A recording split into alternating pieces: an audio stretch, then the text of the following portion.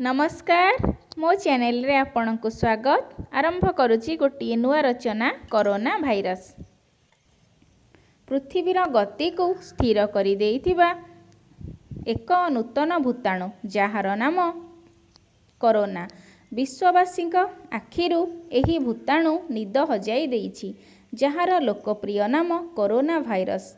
वर्तमान सुधा यह पृथ्वीर 212 देश को आक्रांत करिछि। एही भूताणु एते क्षुद्र जे खाली आखिरे देखिबा संभवपर नुहे। यह मनुष्यर केशठारु 900 गुण पतला अटे।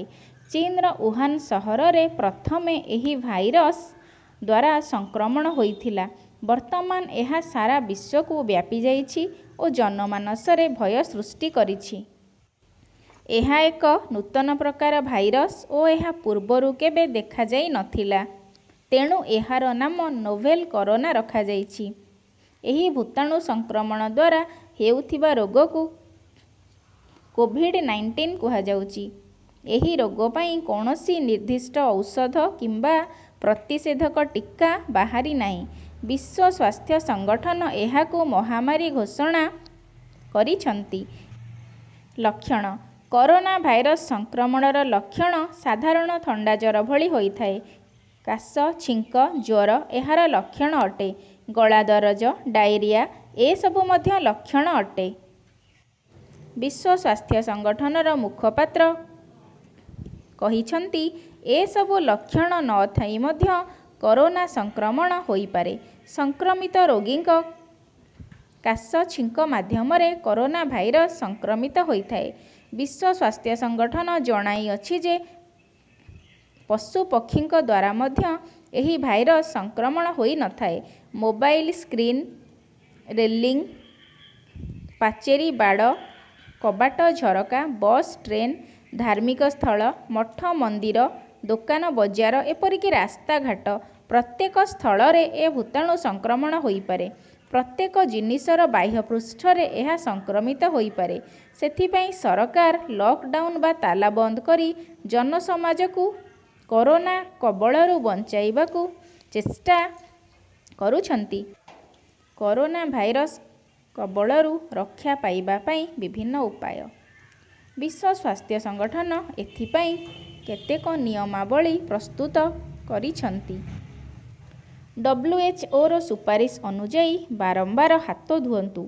साबुन और पानी रे हाथ धोइबा बेले हाथ को 20 सेकेंड पर्यंत भल भाबरे घसी धुअंतु किंबा अल्कोहल थिबा सैनिटाइजर व्यवहार करंतु। काशुथिबा और छिंकुथिबा लोकंक ठारू सर्वनिम्न 1 मीटर दूरत्व रक्षा करंतु। निज मुहं को बारंबार छुअंतु नहीं एवं सबुबेले मास्क पिंधंतु। काशुथिबा किंबा छिंकुथिबा समय रे मुहं को घोड़ाई रखंतु। घरे रुहंतु और सरकारंक ताला बंद नियम पालन करंतु। फुसफुस को दुर्बल करुथिबा कार्य यथा धूम्रपान, मादक द्रव्य सेवन ठारू दूरेई रुहंतु। अति आवश्यक नथिले बाहर को बाहरंतु नहीं। जदि आपण असुस्थ बा आपणक ठारे ठंडा जनित लक्षण अछि तेबे घरे रुहंतु।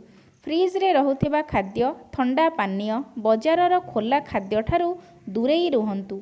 जेउ लोकमानंकर रोग प्रतिषेधक शक्ति अधिका सेमाने ए रोगरू शीघ्र मुक्ति पाई परिबे। सेथिपई आमको रोग प्रतिषेधक शक्ति बढ़ाइबाकू पड़िबो। एथिपई विटामिन सी थिबा फलगुड़िक खाइबा आवश्यक, यथा कमला, अँला इत्यादि। नियमित योग और प्राणायाम करिबा आवश्यक। तुलसी, अदा, गोलमरीच, पिपली, शुंठी, दालचीनी आदिरु प्रस्तुत आयुर्वेदिक पेय बा हर्बाल टी पीवा आवश्यक। कोनोसी स्वास्थ्य जनित समस्या थिले प्रथमे डाक्तरों को देखाइबा जरूरी। सरकारंक कोरोना हेल्पलाइन नंबर 1075 को मध्य कॉल करि परिबे।